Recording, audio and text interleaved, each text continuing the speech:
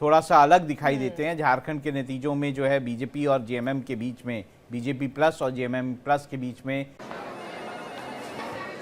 Sir आप बहुत lucky हैं कि आपके बेटे ने हेल्थ इंश्योरेंस और बाकी सारी फॉर्मेलिटीज टाइम से पूरी कर दी है। अब आप घर जा सकते हैं। मेरा बेटा? तो फिर आप? पॉलिसी बाजार। क्लेम के टाइम पे हमेशा आपकी हेल्प को तैयार। पॉलिसी बाजार, 1 करोड़ का हेल्थ इंश्योरेंस सिर्फ 390 रुपए महीने से शुरू। बहुत कम अंतर है। ये चुनाव किधर जाएगा इसका कहना बहुत मुश्किल है, लेकिन महाराष्ट्र का चुनाव इस वक्त महायुति के फेवर में जाता हुआ दिखाई दे रहा है। अखंड हमारे साथ जुड़ गए हैं, उत्तर प्रदेश की भी बात करेंगे, लेकिन डॉक्टर कौशल कांत मिश्र हमारे साथ जुड़ गए हैं, प्रवक्ता बीजेपी। हमारे साथ वैभव त्रिपाठी लगातार बने हुए हैं। एक रिएक्शन में कौशल कांत मिश्र जी का ले लूं, उसके बाद वैभव त्रिपाठी उसी सवाल को लेकर आपके पास आ रहा हूं मैं। कौशल कांत जी।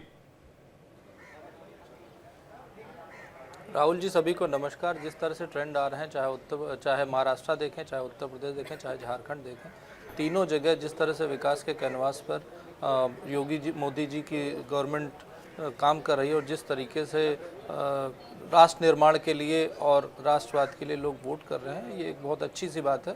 सर, पर मैं ये कहूंगा कि विकास के नाम पे तो ये चुनाव लड़ाई नहीं गया। आंकड़े ही कह रहे हैं, ये चुनाव तो लड़ा गया। कहा सर विकास के ये तो चुनाव लड़ा गया हिंदू मुस्लिम पर। ये चुनाव तो लड़ा गया कि भाई ट्राइबल जो है वो मुसलमानों के साथ ना जाएं। ये चुनाव तो लड़ा गया कि घुसपैठिए जो हैं वो किस तरह से जो आकर झारखंड में मुसीबत कर रहे हैं। ये चुनाव तो इन मुद्दों पे लड़ा गया। चुनाव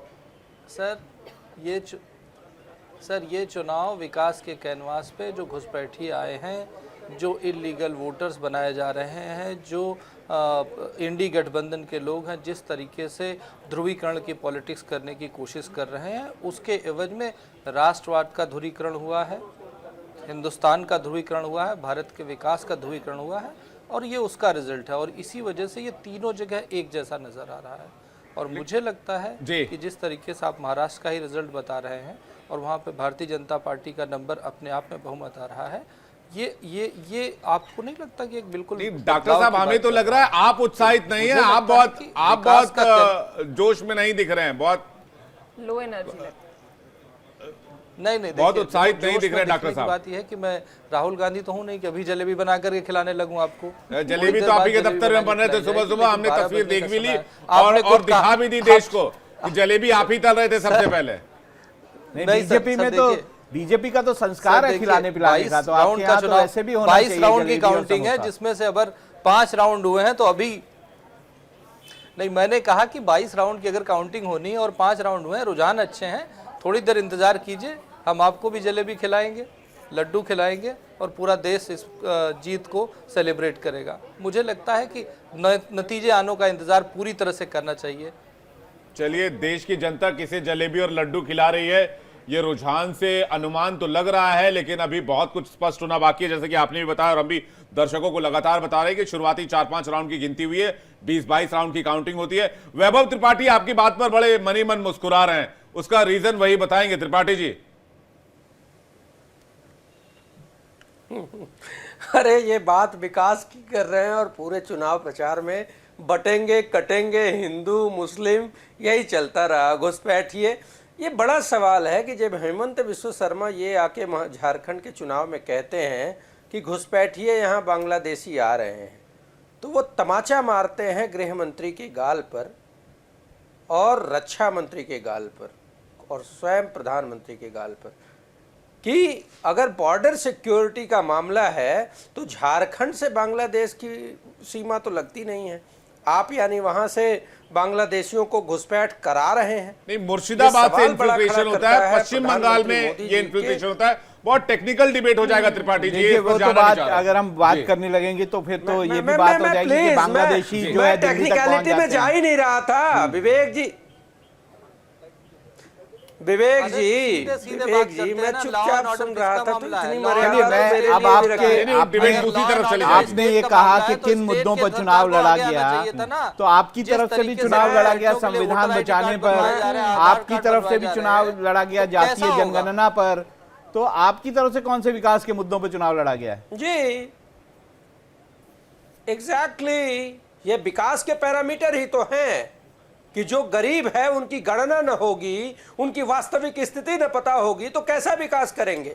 और मामला जो बात मैं कर रहा था उसको पूरा होने दीजिए। मैं सवाल ये कर रहा हूं कि एक तरफ गृह मंत्री, रक्षा मंत्री और प्रधानमंत्री का वो बयान याद है मुझे, जब चीनी घुसपैठ हो रही थी तो प्रधानमंत्री ने कहा नहीं कोई नहीं आया, वो झूला झूलने में व्यस्त थे। और अभी उसके बाद जब वापसी की एक खबर आई उसी के 10 दिन बाद, तो उन्होंने कहा ना कोई आया था ना कोई गया। अभी एस जयशंकर ने कहा है कि सारे दोनों सेनाएं वापस हो रही हैं। तो झूठ सर, वो तो हम दूसरी तरफ अब चीजों को मोड़ रहे हैं। जहां तक सेनाओं के वापस होने का सवाल है, बॉर्डर पे तो सेनाएं दूसरे दोनों तरफ, लेकिन आप डिस्टर्ब करके उसी पे ले जाना चाहते हैं राहुल जी। और सवाल ये है कि संविधान नहीं रहेगा तो इन्हीं के सुन लीजिए प्लीज, कंप्लीट कर लूं मैं। राहुल जी, आप कांग्रेस के प्रवक्ता कंप्लीट कर लें, उसके बाद में बीजेपी प्रवक्ता। संविधान बचाने की बात, आरक्षण की चोरी उत्तर प्रदेश की योगी सरकार ने की। क्या संविधान बचाने की जरूरत नहीं है? अगर संविधान नहीं बचाएंगे, गरीबों के हक को नहीं बचाएंगे तो उनका विकास कैसे होगा? और जब गरीबों का विकास नहीं होगा तो देश का विकास कैसे होगा? कर्नाटक में एक तरफ कर्नाटक में हिंदू मुस्लिम कर रहे हैं, कर्नाटक में मुसलमानों को आरक्षण किसकी सरकार में मिला सर, और किसका काट के मिला ये भी बता दीजिएगा। अरे सर, मोदी जी ने तो अपनी बिरादरी को ओबीसी में मैं इसलिए कह रहा हूं अभी बहुत टेक्निकल डिबेट हो जाएगी, अभी हम रिजल्ट पर बात करें, नतीजों पर बात करें। आपको कौशल कांत जी कुछ कहना चाह रहे हैं? आप अगर सिर्फ कर्नाटक पे फोकस होना चाहते हैं। नहीं, मैं फोकस नहीं होता, मैं अपीसमेंट की बात करना चाहता हूं। मोदी जी अपीसमेंट की राजनीति में कोई पीछे नहीं है, किसी का दामन पाक साफ नहीं है। मैं ये कहना चाह रहा हूं, राहुल जी भी यही कहना चाह रहे हैं। हर कोई अपीसमेंट की कोशिश में लगा हुआ है। आपकी और बीजेपी की पूरा कैंपेन में चलिए विकास की बात कर लेते हैं। मुस्लिम की बात करने वाले, झारखंड में आदिवासियों को हक छीनने वाले, छत्तीसगढ़ में आदिवासियों को लाठी बरसाने वाले, आपको समझ नहीं आ रहा है? हिंदू मुस्लिम करके आप आदिवासियों के हक को छीनना चाहते हैं। चलिए, अब एक बार आप विकास की बात पे ही आए हैं तो थोड़ा सा उसको भी डिस्कस कर लेते हैं। विकास की बातों पर आप लोगों ने किस तरह की बातें की हैं? आप लोगों ने कहा कि भाई हम जो है, बीजेपी ने कहा कि लड़की बहन योजना जो है उसके हम 1500 रुपए देंगे, तो आपने कहा कि हम 3000 दे देंगे। उन्होंने कहा फार्मर जो है उसकी जो है हम जो ऋण है उसे माफ़ी करेंगे, तो आपने भी कहा ऋण माफ़ी करेंगे। तो विकास के मुद्दे तो कहीं नहीं है।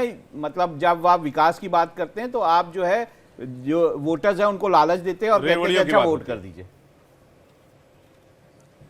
राहुल जी, अरे भाई, अडानी को संरक्षण देकर जिस तरीके से अडानी के संरक्षण की बात करेंगे तो आपके राज्यों की बात हो जाएगी साहब, आदमी के आपके राज्यों की बात हो जाएगी। अगर अडानी की अगर आपने बात की, उनका जो रिश्वत का मामला चल रहा है उसमें ज्यादातर राज्य आपके हैं जिनके ऊपर रिश्वत का जो है। अडानी का नाम लेते ही भाजपाई और गोदी मीडिया के लोग उछलने क्यों लगते हैं? मैं कह रहा हूं आप कार्रवाई कर लीजिए ना, वो उससे हमारे को कोई फर्क नहीं पड़ता। लेकिन ये बात आपको वैभव जी, ये आपको बताना पड़ेगा कि जब आप आरोप लग रहा है जो अडानी पर, उसमें जो रिश्वत दी गई है ना वो आपके राज्यों के लोगों को दी गई है जिसमें आपकी सरकारें थी, तो फिर बात ये भी करनी पड़ेगी। कहता हूं प्लीज, मैं बात कर रहा हूं, प्लीज कंप्लीट होने दीजिए। हमारे नेता राहुल गांधी ने ये कहा, आपके पास आएंगे, किसी की सरकार हो, कोई भी दोषी हो उसको जेल में भेजिए। आप उसकी बात कर रहे हैं, आप डाइवर्ट कर रहे हैं। लेकिन ये जो मोदी जी और मोदी जी की सरकारें हैं, जांच ही नहीं कराना चाहती, उस पर बात ही नहीं कर रहे। हमने तो कहा ना कि चाहे हमारी सरकार हो, चाहे भाजपा की हो, चाहे किसी दल की सरकार हो, अगर उसने रिश्वतखोरी किया है, भ्रष्टाचार किया है तो उसको जेल में डालिए। बीजेपी से इसका रिएक्शन ले लेते हैं, उसके बाद आगे बढ़ते हैं। लेकिन भाजपाई अडानी फूफा की बात जांच नहीं होने देते।